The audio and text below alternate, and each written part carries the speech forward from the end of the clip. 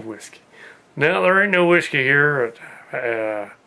This here's a Scottish Day, St. Patty's Day. Almost over, though. It's almost midnight. I'm Clint Cowpoke. Spending all my time with the cows. Allegedly. Allegedly. So, anyways, I'm here to do a quickie review of a movie that's not yet on the blog called the Oz, the Great and Powerful, the Wizard of Oz prequel done by the Disney people. Yeah. Well, it's a peculiar little movie. I can't say it really is all that, it's just odd somehow. It's like they decided. It reminded me of the Alice in Wonderland movie, kind of, because the same sort of idea. Let's take the idea and some of the characters and make it all like sort of a riff on Narnia and Lord of the Rings, and have like battles and adventures and things in it, and have like wizards fighting in the sky and 3D effects. And ooh, I saw the 2D version of the 3D version, but still, it's like really. It's just it kind of the same ending as of that, and it also had the same ending as in a way, it had a similar ending to a lot of these other action flicks out there. The Wizard of Oz originally was not about action flick. That isn't what it was. I mean, the original thing was a musical with like a girl walking on a yellow brick road and all that, and the scarecrow and the lion and a tin woodsman. What is this new thing? What is this? And it's like, okay, the new generation only can understand when a lot of stuff blows up and things run around, and there's let's take the music and force you to have a moment of filial clarity and familial clarity, and have this sort of these weepy moments. And there were a few, but they were forced weepy moments, oh, isn't it cute, the little China girl has a family, or it's but there was no little girl made out of China in the original, I don't think. Yeah. And where's Dorothy at? Well, she isn't born yet. This takes place 50 years earlier, which then begs the question. Many questions are begged, but that begs the question of who's the wizard guy. Well, it isn't even 50 years earlier, because the Wizard of Oz is supposed to take place, in the movie. Well, I guess it doesn't follow the books so much. I guess this is kind of following the books, which were done at the turn of the previous century. Okay, that kind of makes sense. But they decided to do a prequel where they meet the wizard for the first time. It's okay, that works, kind of. But he seems to be too young, because the guy that we encounter with Dorothy, it's 1905, right, in the movie, in this one. And the Wizard of Oz is probably 1935. It's only 30 years later. And this guy's 30 or something, maybe younger, 25, 26, somewhere around there. And he looks like he's 70 or 80 in the Wizard of Oz, the movie. So it's not 60 years later. It's only 30 years later. So he wouldn't be that much older. What the heck happened to him?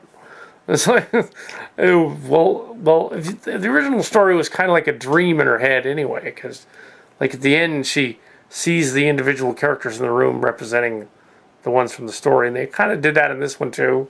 They kind of had him see these characters who were going to be the witches later, and he goes there to Oz. And Oz looks very pretty and spectacular and, and Avatar-like and nice and everything. The characters, other than them being the other personality and having to say, wink, here's the Wicked Witch of the West, wink, here's the other witch, wink. It's yeah, but we know that. It's we're not being told something we don't know already. It's sort of like they're saying, oh, let's do the prequel, like a Star Wars prequel. Yeah. It's like in the Star Wars prequels when they're look, the Emperor guy's going to be evil. Like, we already know that. We know Anakin's going to be Darth Vader. We know that. We don't need to have somebody tell it to us. We know this guy is going to go to Oz and be the wizard. We know that. And maybe they couldn't get permission to call it the Wizard of Oz, the remake. And yeah, where is Dorothy? But yeah, it just was... I tend to agree with some of the critics out there that said, it's about 65% of Rotten Tomatoes for the movie critics. They said, oh, it's not... Of course, the fans liked it, of the show, of the characters that are in it. The movie stars liked it a bit more. But it was just... It isn't your grandfather's Wizard of Oz. It's like that. Oh, yeah, so... Yes, it just isn't. It wasn't bad. It probably wasn't worth a $10 movie ticket. You should get it on DVD, cheap, from Amazon. maybe not for $1. Wait for it to go on the bargain bin and then get it for $5. Bargain. It might be worth it. But yeah, it's not going to be an instant classic just because you got the Wizard of Oz in the title somewhere, or you infer it's the Wizard of Oz in the title. Because it isn't the Wizard of Oz. Like they've waited all these years, I guess, to wait for the copyright to expire on the books, and then call it that. It's sort of like the people that made that Wicked musical. Like they're like, yeah, we'll wait for the copyright to expire, then we can mess with the name. But it's like, okay, fine. So are they going to make a Wicked movie? Is that the next step one they're going to do? They're going to cast the chick from Dragon Tattoo in that one?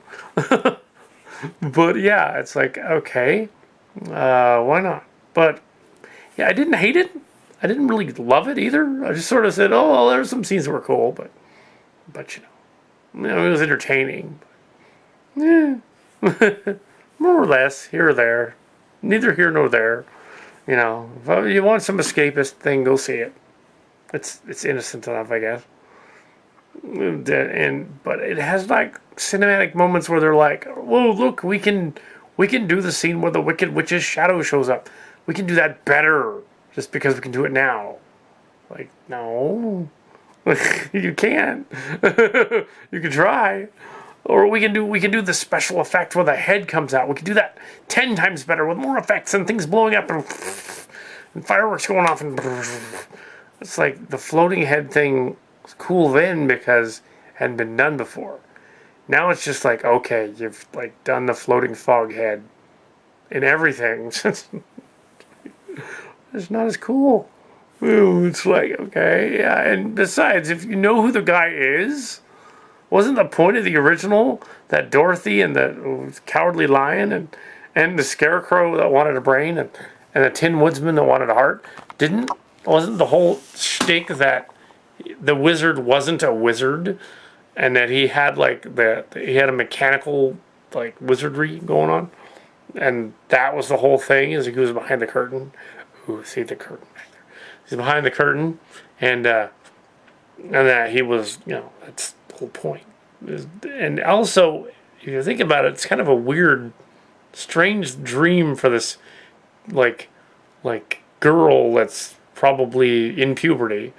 In the first place, the story, The Wizard of Oz, a tornado hits the house. She gets sucked into the land of Oz through the tornado. With the house. The house lands on the one witch, kills her. And then there's all these other ones that are going on. And the flying monkeys, all that, of course. But the witches. And they go to the Yellow Brick Road, they get all this stuff. They go to the wizard, and he grants them, instead of wishes, he says basically their courage and whatnot, and their determination and stuff like that makes it one. And, the various things that happens to them, that makes them somehow the better person, the way they are. It makes them a better person. Very 30s era, sort of late flapper era sort of concept. The idea of the actually late Depression era concept. Nothing about it. The original books were done before the Great Depression, so they weren't really. The movie was based on a presidential election, I believe, where the Tin Woodsman was industry. But I'm not sure whether the movie wasn't following that same dynamic or not. So yeah, and she's it's all a dream because she wakes up at the end in the house and the house is fine, and she goes like, oh, this, I imagined Oz. So does that mean that the old guy that's in the other one, if it's a dream, is somebody from a previous, like, then a dream that she had? Like, I don't get it how that would work. but yeah, okay. So yeah, the witches are evil, and they're out to get him, and and there's a girl made of china in it, played by both a CG character and a marionette. Very cool looking CG character. But it's there's flying monkeys, really evil looking nightmare fuel flying monkeys. Little kids in the theater going, "Oh my god, freaking out!" And there was this other monkey who's a good guy, but it's like, and the Munchkins were better done. But what? Why did it need to be redone? It didn't have to. Like, I was okay with the original from the 30s, like the stuff my grandparents and parents watched. It was just fine the way it was. It was sort of like those old black and white Dracula movies. Those were the scary ones, not the current ones. They don't know how to do it. It was like with the Wizard of Oz. It was like during the musicals era. It had musicals in it. You don't hear anybody doing a musical in this one. There is a song at the end by Mariah Carey, though. Home Again. Mariah Carey. She's basically saying, you know what? My career was dead for like 15 years. I'm trying to get it back. Yeah. So here I am, the Disney thing. Well, you know what? It's not back. No, poor Mariah Carey. Oh, well, you gotta admit though that glitter was horrible. she should have said, no, I'm not going to be in this. This ain't gonna work. But sure enough, she was. Oh, this is Clint Cowpoke. And characters on the Cow Cat show. And of course, if you go in to get them Brown Video Productions, you got to look for my cameos. Long before the Cow Cat show, I do have a cameo in there. In the early version. As I said before, we found the Cow Cat cameo. We're looking through there. There's Clint Cowpoke. There he is. Early version of him. The cowboy guy. There's basically a kitty. There's a kitty horse and a data dog, and it's a data dog sketch. It's a comedy sketch. Early Cal Cat busts into the Clint Cowpoke thing to get on that hobby horse. Right on it. Yeah. Well, maybe that's him. I don't know. Or maybe he's during them other scenes too. I don't know.